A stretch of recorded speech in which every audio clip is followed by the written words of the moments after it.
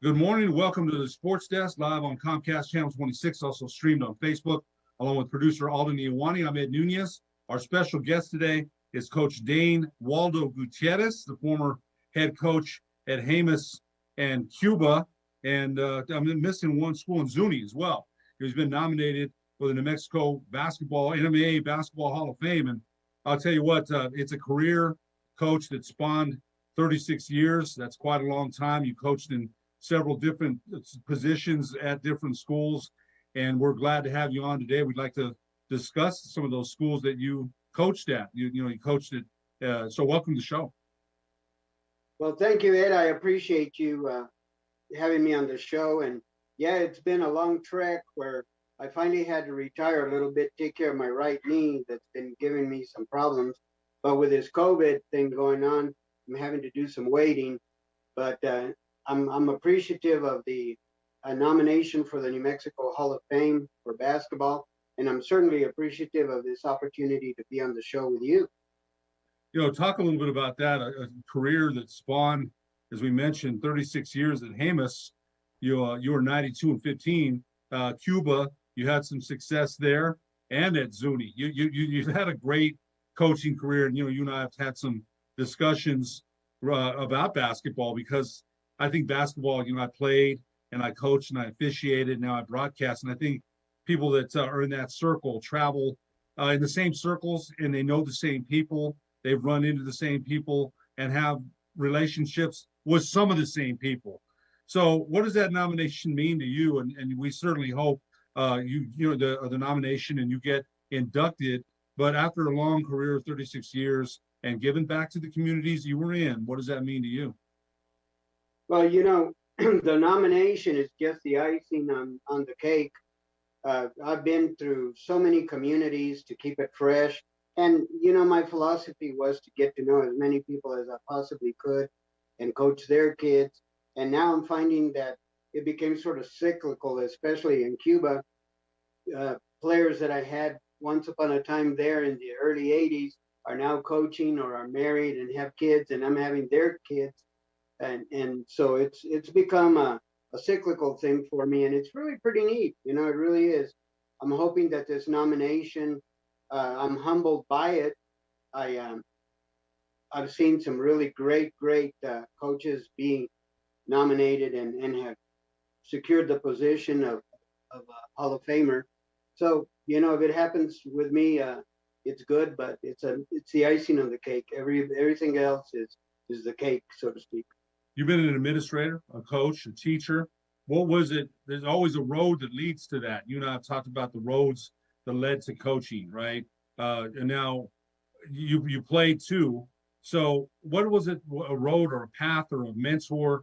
What led you to want to coach? Again, you coached in 3 different schools and had an impact at all 3 of them. But what was it about the game? And because teaching is different. Not anybody can just sit on a bench and teach. And man, there's highs and lows about the season, right? We go through it. Not every season is perfect, right? Adversity is your middle name. There's adversity, right? How do we overcome that? What was it about coaching? Who was it that you saw that said, hey, you know what? I might want to try that. Well, I started teaching, and I had been at it for maybe a month or so. And I was given the 7th and 8th grade basketball in Los Lunas. And I coached that, and we went to go play at Spartan Alley, and I had the privilege of running into Wally, Coach Sanchez, and he Oh man, I'll tell you what, he came to me and he said, I can see that you're going to be a great coach. If you need me, just holler. And I was so excited. I mean, hearing it from a legend like him, I was so happy with that. And I went back and did really well with the seventh and eighth grade, and then wound up being up at the JV level with Rudy Aragon. And then the rest of it has just been a takeoff. Um, for that. So I owe a whole lot to Coach Sanchez. May he rest in peace. And he came to Melrose when I was coaching in Melrose and put on a basketball camp for me. And he had his son Darren, and he had Mike Kleppel from Bernalillo. Coach Henry coming. Sanchez, right? Coach Henry Sanchez. Yes, Henry Sanchez. I'm sorry. That's all right. Yeah. And so he, he came in and he just put on a demonstration and put on that Spartan press and the fast break. And he told me, he said, you're going to have to develop a philosophy. You can't be jumping around from one thing to another. So I have, and it's been, real rewarding for me. And I'm thankful for him. And the rest of my life, I will. He's the one that got me going. Well, you mentioned Coach Sanchez, so again, a legendary coach, right? And you mentioned Spartan Alley, and it's funny because my brother Danny played for St. Pius, and in the '70s they play in Spartan Alley. Now I remember going in there. I never missed one of my brother's games. That's still someone who I look up very, very much to even to this day. Very, very still look up to my older brother. And I remember the legendary Ken Wood, the PA announcer at Bernalillo, right at Spartan Alley. Here come the run and gun. Bernalillo Spartans, that place will go crazy, go nuts, right? So you've got Coach Sanchez, Mike Romero, one of the greatest guards, probably the greatest guard I ever saw play in New Mexico. And that's no disrespect to Bubba Jennings, to all the other great guards that played in New Mexico. And there's a lot of them. We don't have time to go over that today. But Mike, you mentioned Mike Kleppel. So in Henry Sanchez, not only was he a great coach, right? When he's the mayor in Las Vegas, New Mexico, my good friend Richard Tripp would tell me about all the people that he helped in Las Vegas as the mayor, okay? And then we said this too, Coach, a lot of people whose lives you've touched, they had nothing to do with basketball. You're a basketball coach for sure, and you're nominated as a basketball coach, and that's great.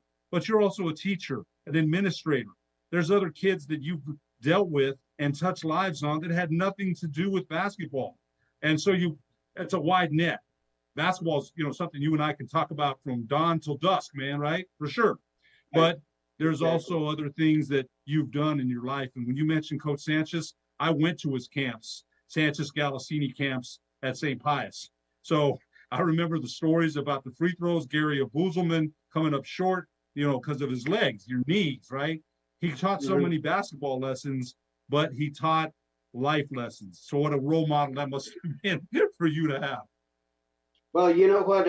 He led by example, and he was such a Christian, gentle, giving man, and he had no envy. He was humble as humble can be, and he taught me, and he said, there's life lessons you've got to teach these kids. You just can't be an X and O and be yelling at kids all the time and stuff. He said you have to teach them life lessons, and you have to teach them that there's winning and losing, and they have to take it, accordingly. And then I had the privilege when I was in Roswell to coach against the legendary Ralph Tasker. And he told me the same thing too. He said, you've got to teach life lessons. And he says, and that's when they'll come.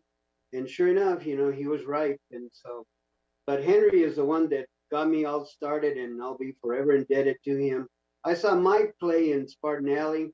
Mike Romero. He was Mike Romero. And he was such a pleasure to watch play.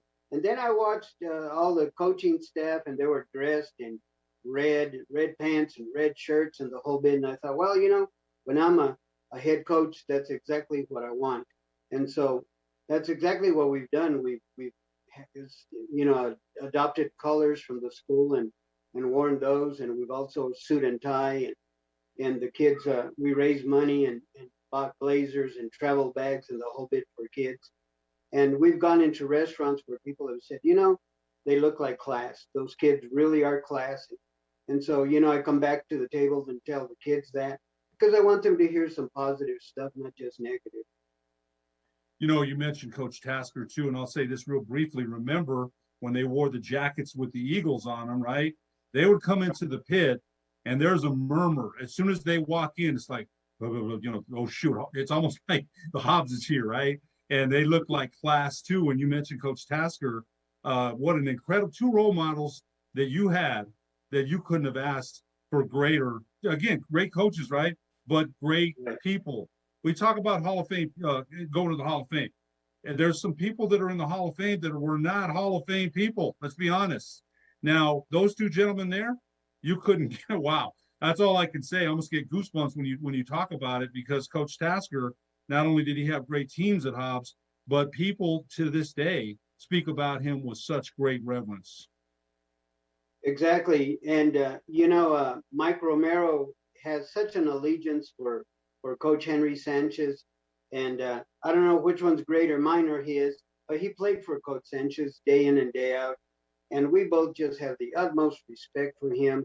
I'll tell you what, when he brought his son Darren in, and Darren was dribbling all kinds of basketballs at one time up and down the floor, my Melrose kids were looking at it like, wow, coach, we have problems dribbling with one ball, and here this guy's master and a magician with so many basketballs. And it was so much fun. And then, of course, Tasker at Tasker Arena, nope, hardly anybody would beat him in Hobbs. I mean, that's just the bottom line.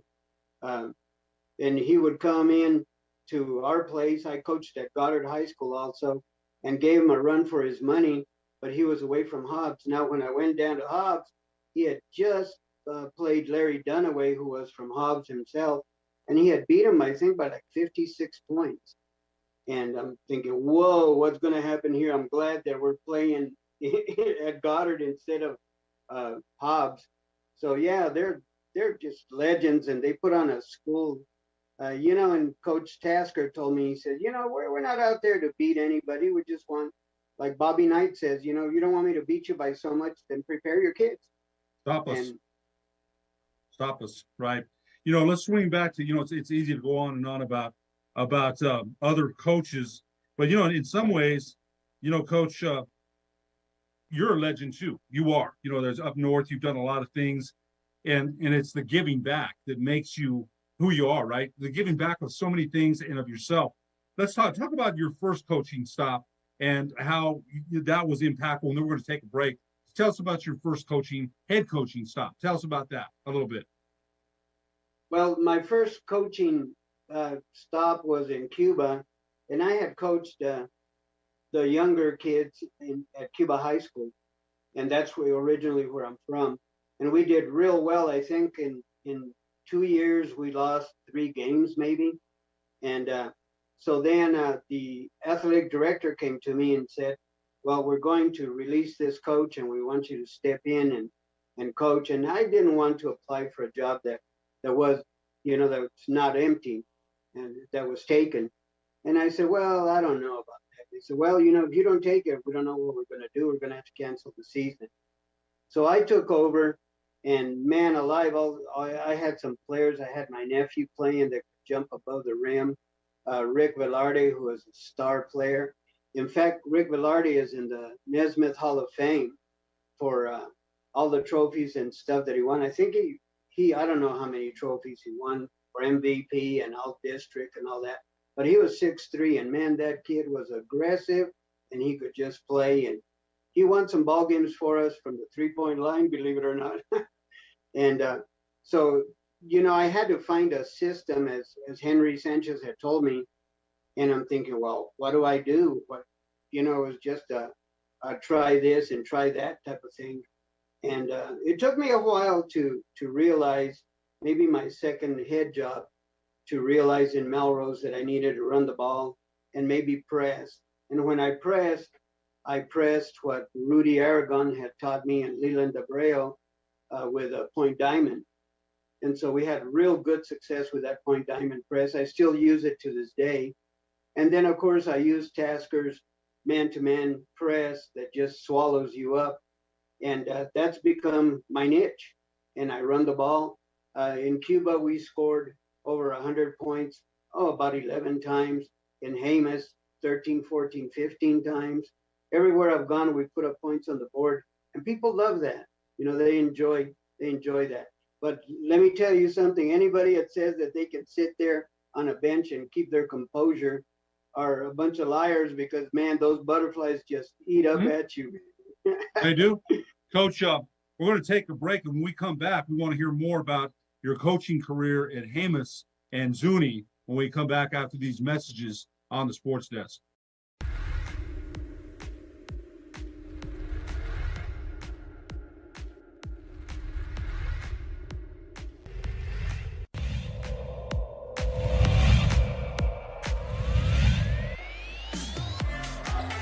Now Hernandez gets a count, and he blows right past it. He's going to go all the way into the trees, had it blocked, back to him, kicks it out for a three, yes!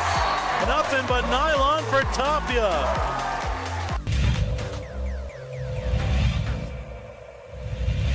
Pass by Trey Rhodes. With the bat, there's a steal by Archuleta, who's going to put it up and in.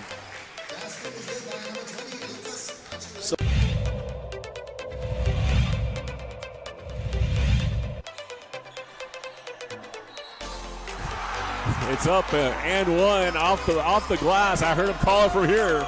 Alejandro Davalos with the big three. Basket there to Natalia Chavez. So take the long three off the glass. Beautiful shot.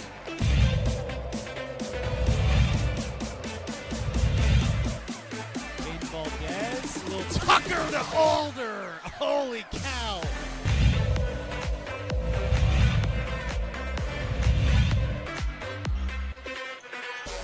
Oh, another turnover. Will we see it?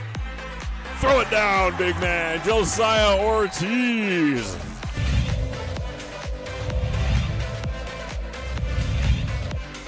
Jackson bounces it in. That one's loose. Keene ends up with the loose ball. Turn around and puts it up and in.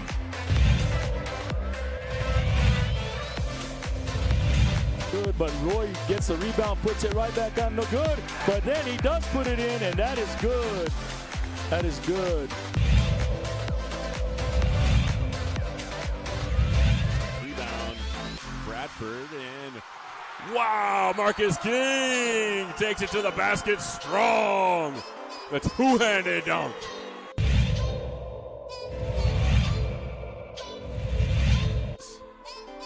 No good. Lagunas, 2 seconds. Shoot it from half court. And it's in! Brandon Lagunas at the buzzer.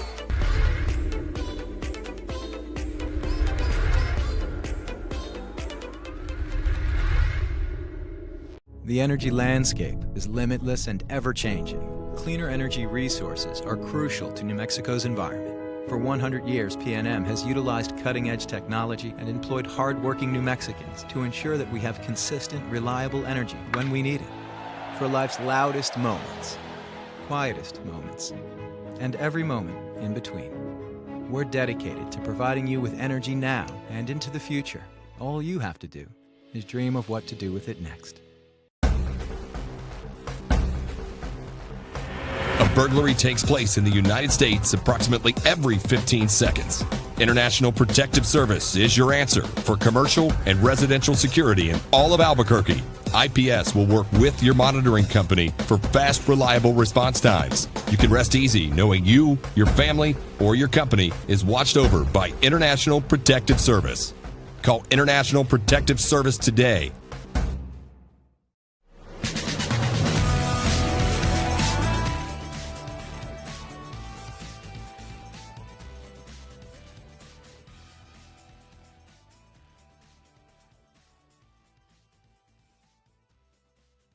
Good morning. Welcome back to the Sports Desk, live on Comcast Channel 26, also streamed on Facebook. I'm your host, Ed Nunez.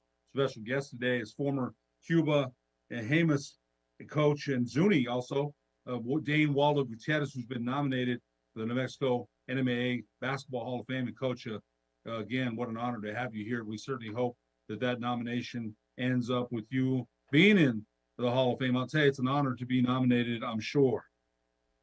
Yes. Yeah, it is. You know, just the nomination itself speaks volumes for the respect that people have for what we have done. And so I appreciate that a whole lot. Getting getting nominated, getting in the Hall of Fame would be awesome. Awesome. Would be something that every coach, I think, dreams of. Yeah, I coached in Cuba my last stint. I've coached in Zuni. We won a district championship there. We came and we played number 2 Portales and beat them. We beat number 1 Santa Fe Capital, and we played Academy for the state championship in 92. Talk about that game. That was in 1992, right? Correct. Talk about that game. I'd love to hear about that one. Tell us about that one. Well, you know, Coach Brown, he did a great job that no one else had done. No one had snapped to. He really spread the floor at the pit and made us work from one side of the court to the other. And then he'd flash a high post and flash a low post, and they played high-low. And of course, my biggest kid was Darius Johnson at 6'1", and he had Adam Skarsgård and some of those other kids that were huge compared to my little 6'1" Darius Johnson. And then they had William Jazang, and that black kid could just jump out of the gym, man. I think he was underrated. He was such a great player. And, you know, he beat me, Coach beat me. And then at the end, graciously, I told him, hey, you know, great job. You guys did tremendous. Said, we had no answer for your inside game. And he told me something. He said, if you think that my posts are tough this year, he said, you should see what's coming back next year, what I'm getting next year. And I'm leaving. Oh, man. You know, who was it the next year? Do you remember? No, it wasn't Joel Koplik, was it? It wasn't Joel Koplik or Borrego. Maybe it was. I don't know. Yeah, Borrego. Yeah, it was Borrego, and I think Joel Koplik. Yeah. James Borrego, the coach of the Charlotte Hornets, and Joel Koplik was one heck of a player, man.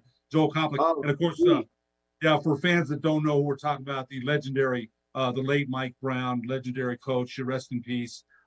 He coached me at Holy Ghost. I told you there's intersections, coach. I know the coach. I know Coach Brown for years. You know, so you made the state championship. You also have 12 state tournament appearances, and you know, again, that's something to put on the resume. You mentioned winning. Your record at Jemez was 92-15. You talked about Cuba, and you mentioned some of your coaching philosophy, and you took some of that from Coach Tasker, some of that from Coach Sanchez, Henry Sanchez, the legendary coach at Bernalillo. Some of that came from Dane Waldo Gutierrez. Talk a little bit about that. What I love, though, was the offensive philosophy and the 100 points a game. I can only imagine the fans you had out there at your games, because people love to see scoring. They really do. Yeah, they do, you know, and in northern New Mexico, they love their basketball. You know, down south, it's football. Up north, it's all basketball pretty much. And I remember when I was coaching in Jemez, and we were at 98, and we hadn't scored 100 points yet. And people were going crazy because we had 98 points. And then we shot the ball, got a rebound, put it back up, and we hit 100. And that gym they raised the roof. They were going crazy with that.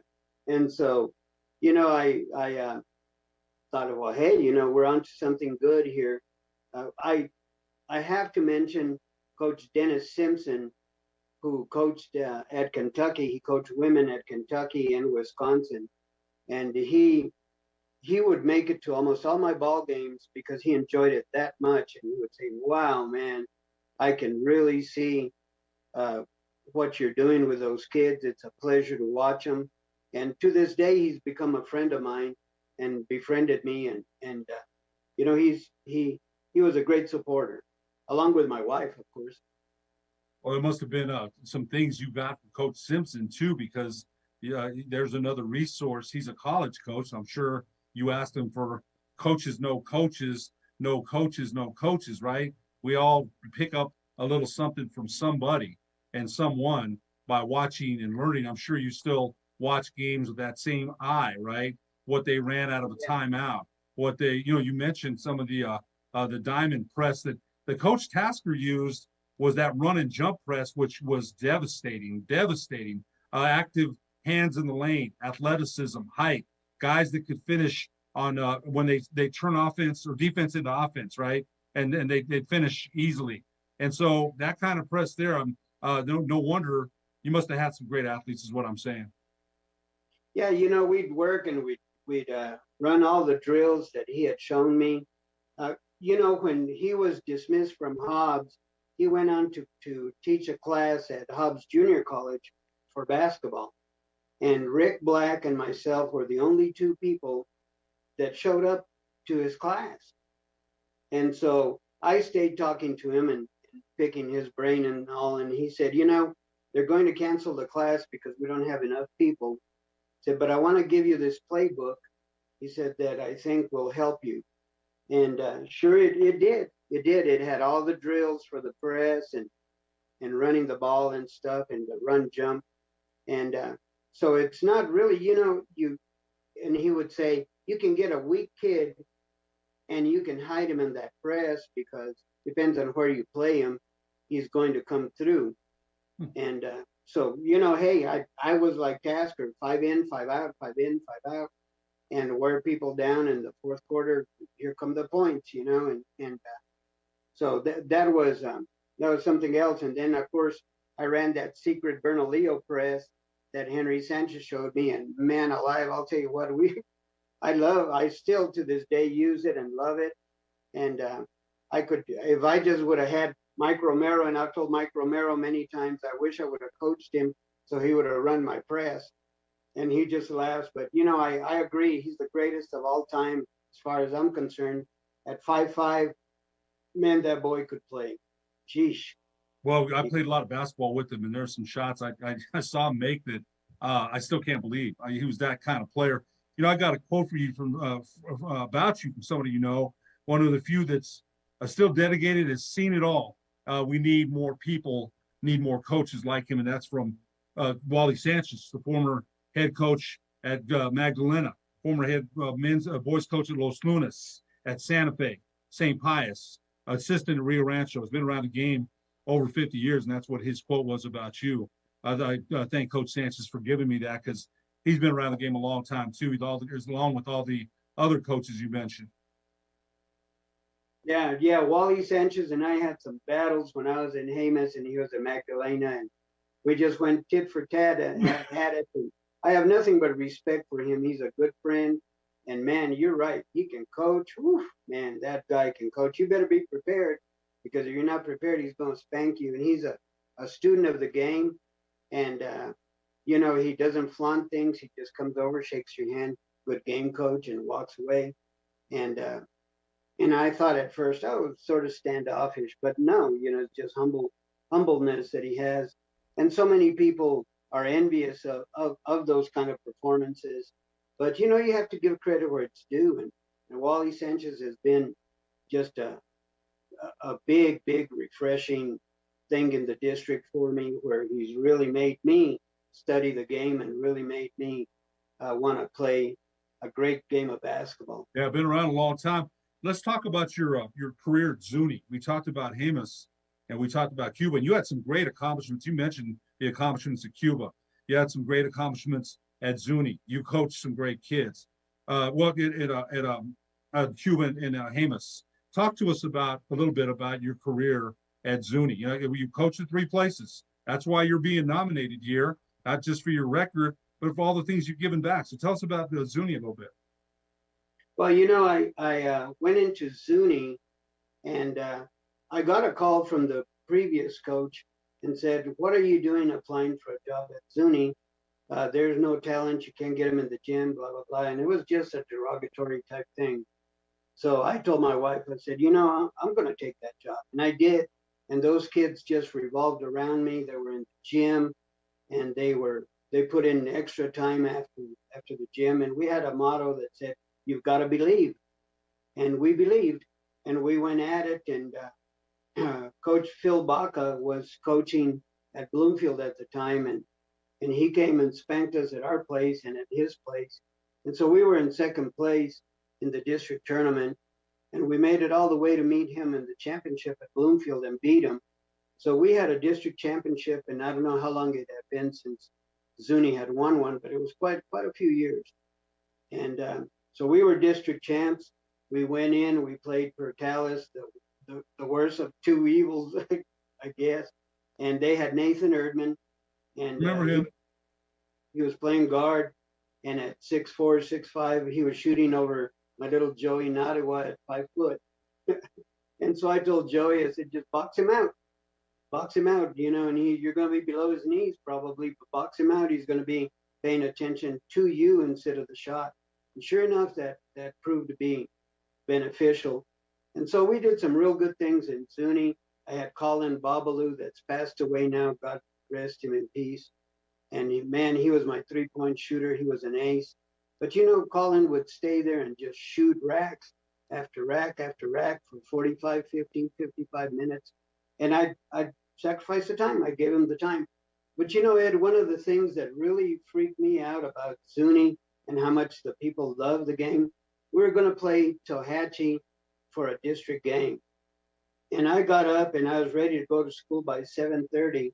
And I looked out the window and I see this big old line stretching from behind the high school all the way to the street, which was almost a quarter mile, I guess. And so when I got to school, I asked people, what are all these people doing in line? I thought registration or something. They said, oh, they're in line because they're going to be watching your game tonight at 7:30. And it was 7:30 in the morning. And there was people already in line to get into the gym. That's incredible. Coach, we're going to have to wrap it up, but I'll tell you what an honor it was to have you as our guest today. We wish you all the luck with the New Mexico Activities Association Hall of Fame nomination. Again, what an honor to have you, Coach. Thanks so much for being on with us. Well, thank you very much, Ed. I've heard just wonderful things about you and how you stand for New Mexico. And kudos goes to you and your programs. And God bless you. You've done a great job. Thank you so much for the exposure. And we'll see you soon. You bet. For producer Alden Iwani, I'm Ed Nunez. We'll see you next week on the Sports Desk.